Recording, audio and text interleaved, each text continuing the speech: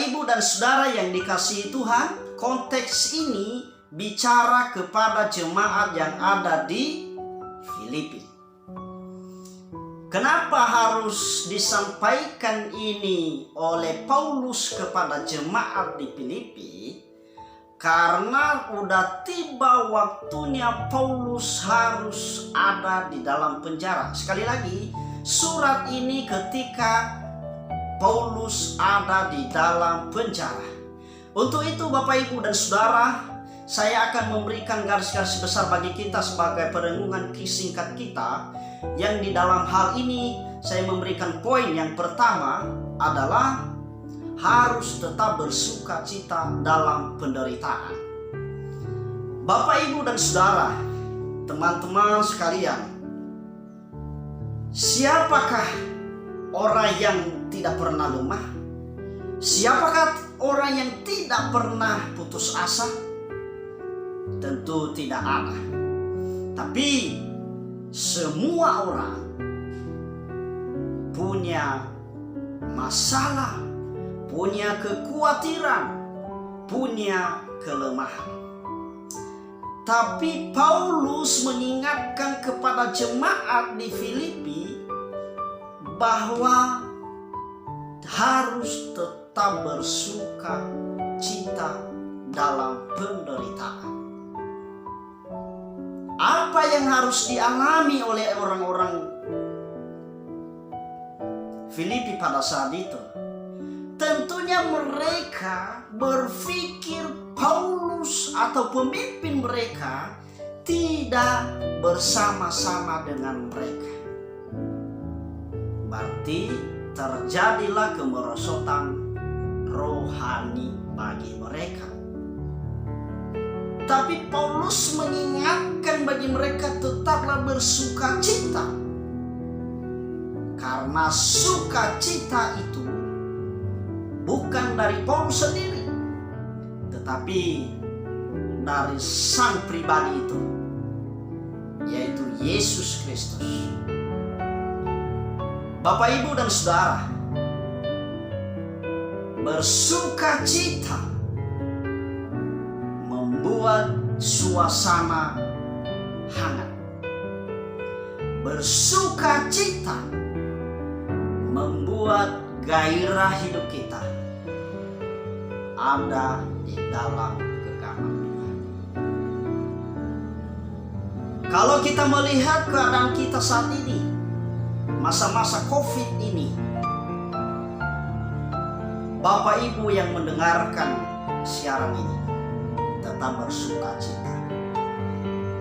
Keadaan apapun itu tetap bersuka cita. Bersuka cita yang kita lakukan adalah mengucap syukur kepada Dia yang memberikan nafas bagi kita sampai saat ini. Suatu waktu corona ini akan berlalu. Tidak ada yang menghalanginya untuk harus berhenti. Sukacita membuat setiap kita lebih bergantung kepada Kristus. Yang kedua adalah tetap rendah hati. Paulus mengingatkan akan jemaat yang ada di Filipi agar tetap rendah hati. Kenapa kita harus tetap rendah hati dalam semuanya ini? Karena banyak gereja, banyak komunitas, banyak hal-hal, ya, denominasi gereja, bahkan kepada jemaat, bahkan kepada para pemimpin-pemimpin agama, terlebih pelayan-pelayan Tuhan. Kalau tidak memiliki rendah hati, akan terjadi perpecahan di dalam. Garis bawahi itu Bapak Ibu. Kalau kita seorang pelayan Tuhan tidak memiliki rendah hati, maka suatu waktu, ini bukan doa saya, suatu waktu akan terjadi perpecahan, baik di gereja maupun dalam keluarga. Tapi konteks ini saya sampaikan bahwa para pelayan Tuhan, hati-hati.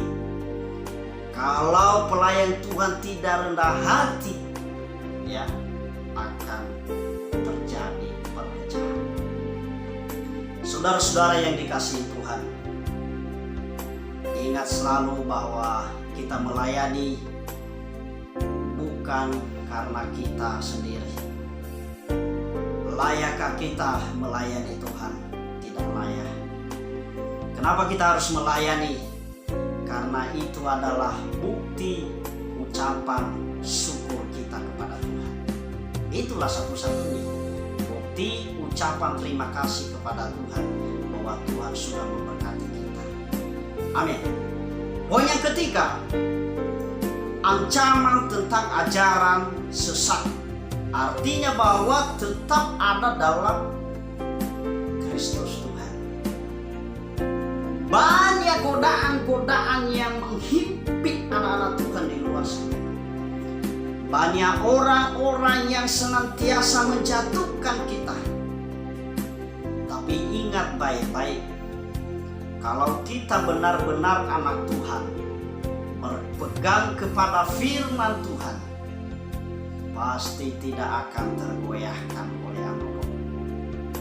Mau di sekelilingmu pun, ingat baik-baik, iman kepada Yesus itulah yang menyelamatkan kita. Banyak ancaman, banyak tantangan yang kita hadapi, tapi kita bisa lewati semuanya itu karena Tuhan mendorong kita. Bapak, Ibu, dan Saudara yang dikasihi Tuhan, dalam poin ini, apa yang saya harus sampaikan bagi kita? Tetap terjaga keselamatan. Pesan ini disampaikan kepada jemaat di Filipi dan juga disampaikan kepada kita. Pastikan bahwa Bapak, Ibu, saya, dan saudara sudah selamat di dalam Tuhan.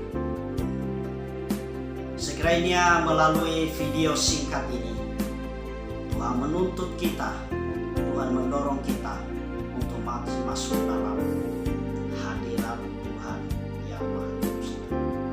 Mari kita berdoa. Bapa, kami bersyukur untuk renungan singkat pada kesempatan ini. Sungguh kami muliakan Engkau dalam hidup kami. Itu sebabnya kami ingin tetap bersuka cita di dalam Tuhan. Dan kami ingin tetap ada di dalam firman. Apapun yang boleh menghimpit kami, yang boleh menyesatkan kami, kalau kami ada di dalam firman, itu tidak akan terjadi. Sekiranya firman Tuhan, renungan singkat ini membuat hidup kami benar-benar di dalamnya. Kami berdoa untuk setiap kami, para pelayan Tuhan, jemaat Tuhan, dalam keluarga kami. Kami tidak menginginkan ada perpecahan, karena Tuhan pun juga mau kami terus bersatu. Dalam nama Yesus kami berdoa. Amin.